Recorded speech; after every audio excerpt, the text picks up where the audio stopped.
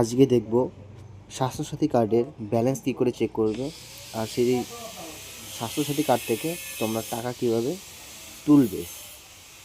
এর জন্য সবার প্রথমে চলে আসবে প্লে স্টোরে, এসে তোমরা লিখে স্বাস্থ্যসাথী অ্যাপ লিখে সার্চ করবে।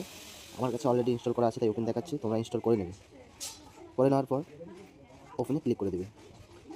ক্লিক করে দিলে কিন্তু তোমাদের সামনে এরকম একটা ইন্টারফেস চলে আসবে, যেখান থেকে একটু নিচের দিকে আসলেই তোমরা দেখতে পারবে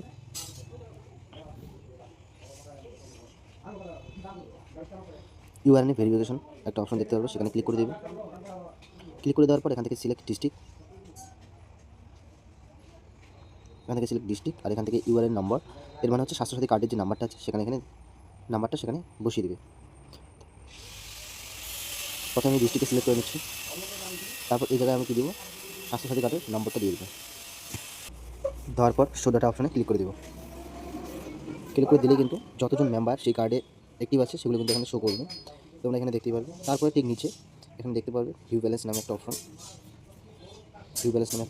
সেখানে একটা ক্লিক করে দেবে। ক্লিক করে দিলে এখানে তোমাদের সামনে শো হবে, ব্যালেন্সটা ভালো করে দেখতেই পাচ্ছ, এখানে 5 লাখ টাকা ব্যালেন্স শো হচ্ছে। তো এরকমভাবেই খুব সহজে কিন্তু তোমাদের স্বাস্থ্যসাথী কার্ডে কত টাকা আছে এবং কত টাকা চিকিৎসার জন্য খরচ হয়েছে বিস্তারিত কিন্তু এখানে দেখতে পারবে। Thank you. আর এই ভিডিওটা যদি ভালো লেগে থাকে তো একটা শেয়ার করতে ভুলবে না।